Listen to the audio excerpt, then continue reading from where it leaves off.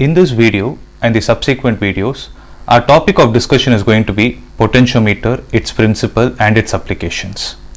So before we see what a potentiometer is, in this video we are going to see why we need a potentiometer. Okay.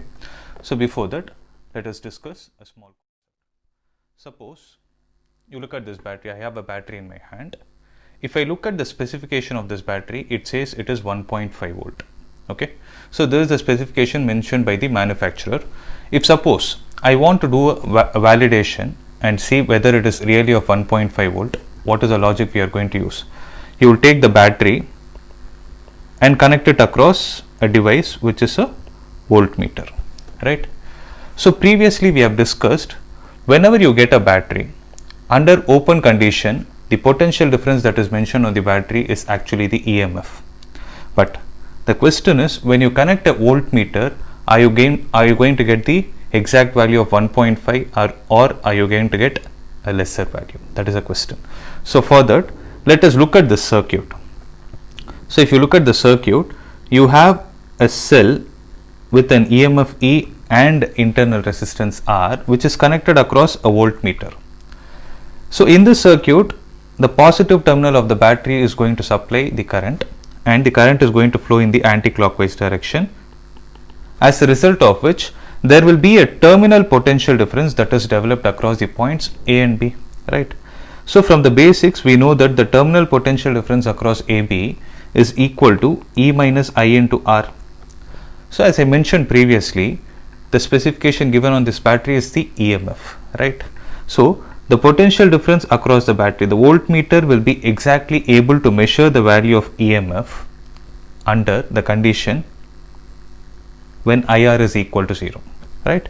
So mathematically, IR should be equal to 0, where I is the current supplied by the battery and R is the internal resistance, right? So when IR has to be 0, both cannot be simultaneously 0. So either R should be 0 or I should be equal to 0. Now let's start thinking. So when I say R is equal to 0, so R is equal to 0 implies that the internal resistance of this battery is negligible, or it is exactly 0. But let's logically think, there is no battery in this world where there is going to be 0 internal resistance, because you have some chemicals inside it, right? And the ions which are flowing within the chemicals are definitely going to experience some resistance. So there is no possibility of making the internal resistance 0. So we need to think of the other concept, that is I equal to 0. So when we say I is equal to 0, it is an open condition. So what do you mean by open condition? This battery is not connected to any of the external circuits, right?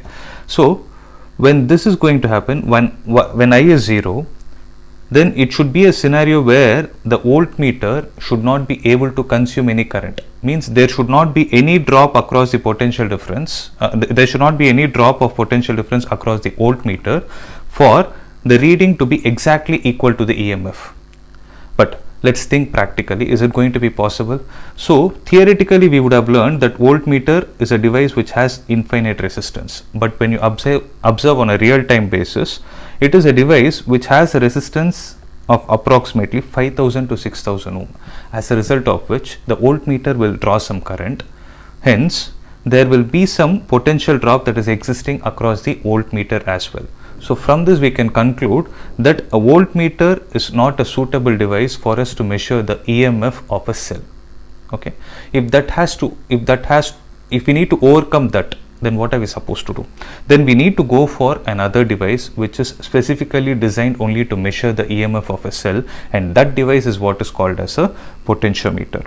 So in order to measure the EMF of a battery, we have to design a new device in which the open condition is able to be achieved, that is I is equal to 0 is able to be achieved, and that special device is what is called as a potentiometer. If you try to break it into two parts, you can understand potentio is derived from potential difference, and meter is a device which is used to measure.